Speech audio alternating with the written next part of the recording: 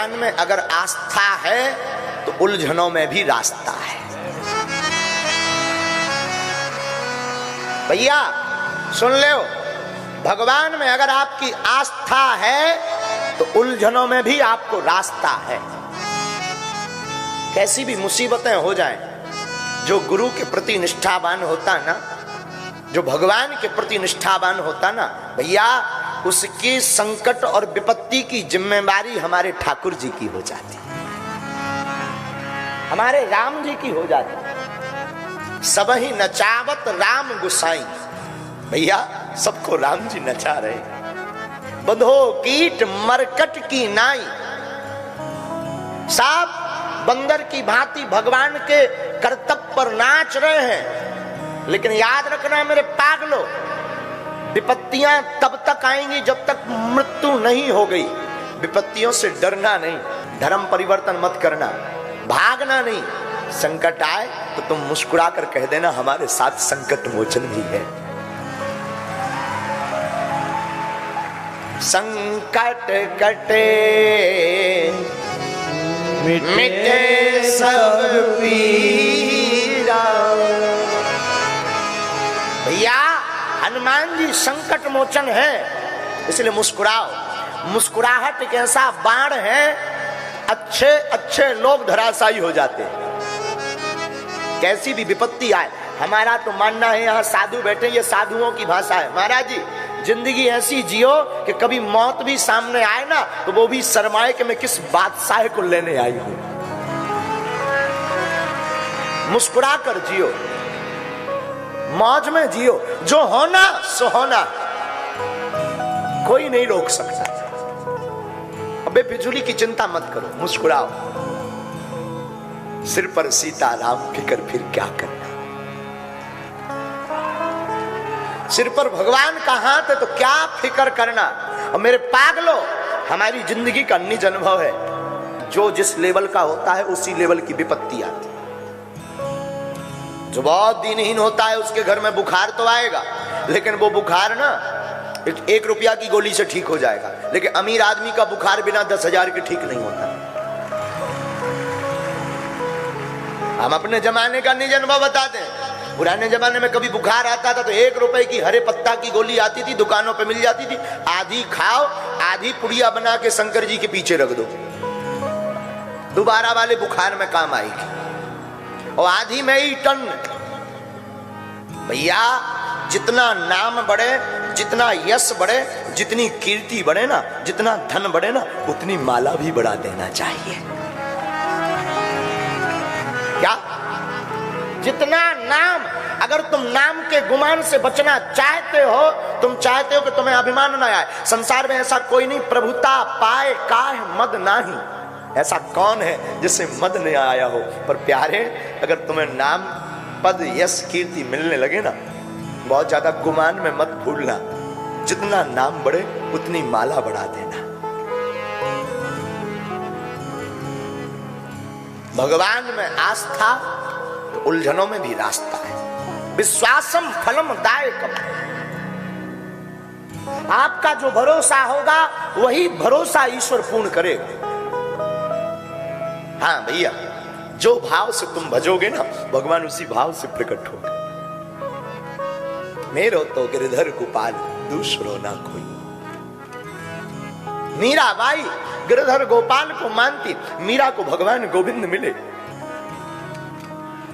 विश्वास एक ऐसी बूटी है, एक ऐसी जड़ी है, श्रद्धा विश्वास, ये दोनों ऐसी जड़ी है। महाराज रामचरितमानस पढ़िएगा, विश्वास के लिए बहुत प्यारी बात कहते हैं गोस्वामी जी। भवानी शंकरौ वंदे श्रद्धा विश्वास रूपिणो, याभ्याम विना न पश्यन्ते सिद्धः स्वान्तस्थगीश्वरो। भगवान महादेव अगर विश्वास है तो मां पार्वती श्रद्धा है। और आप कभी अनुभव करिएगा, भगवान महादेव का भरोसा भी कोई साधारण नहीं। जिसका कैलाश जैसा भरोसा हो, भला उसे कौन डिगा सकता है।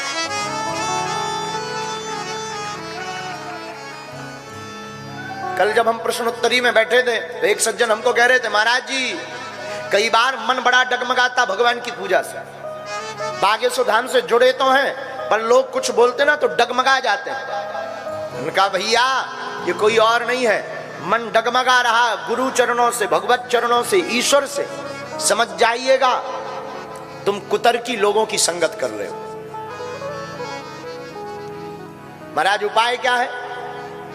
दुनिया में उपाय एक ही सर्वोत्तम उपाय है, कोई कुछ बोले तुम्हारा भरोसा नहीं डिगना चाहिए। पतिव्रता स्त्री वही है जो अपने पति को छोड़कर पर पुरुष का चिंतन ना करे। उसी प्रकार सच्चा और अच्छा भक्त वही है जो अपने इष्ट के अलावा दूसरे धर्म का विचार भी ना करे।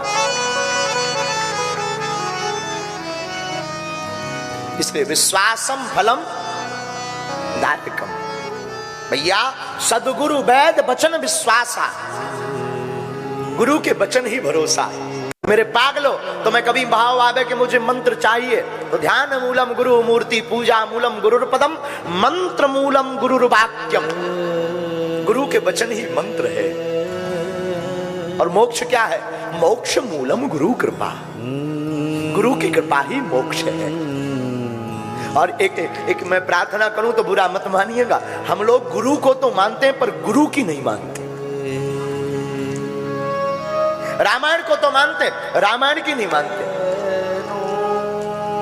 और आजकल तो रामायण भी प्राय बंद हो गई। मेरे पागलो सदगुरु वैद वचन विश्वासा। रामचरितमानस सदगुरु है। रामचरितमानस की चौपाइयां गुरु की भूमिका है। रामचरितमानस का आधार सदगुरु की वाणी। रचि महेश निज मानस राखा, महादेव जैसा सदगुरु कौन हो सकता? और जो रामचरितमानस के आधार पर जीवन जीता, मेरे पागलों राम उसके घर दौड़े चले आते। भला कौन ऐसा जो भगवान को पुकारे और भगवान आए ना? वो दुर्योधन की मेवा त्यागी साग विदुर घर खायो। वो तो इतना दयालु है कि कोई नेम टेम नहीं। महाभारत को कभी पढ़िएगा तो भगवान के लिए तुम्हें बहुत भाव श्रद्धा जग जाएगी। महाभारत में भगवान संकल्प लेते हैं कि हम कोई भी अस्त्र शस्त्र नहीं उठाएंगे, लेकिन अपने भक्त अर्जुन पर विपत्ति आते देखकर भगवान रथ का पहिया इतना जोर से घुमाते हैं मानो चक्र सुदर्शन धारण कर लिया।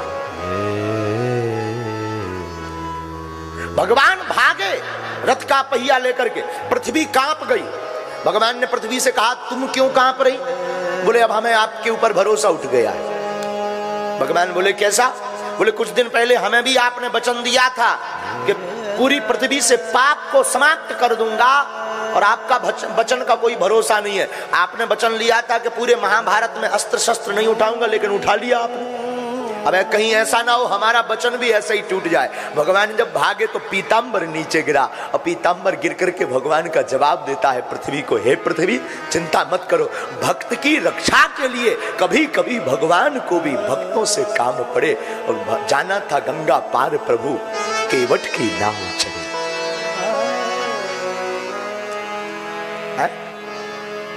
मानो भगवान कहना चाहते हो कि अपने भक्त के लिए हमारे पास कोई नियम नहीं, कोई नियम नहीं।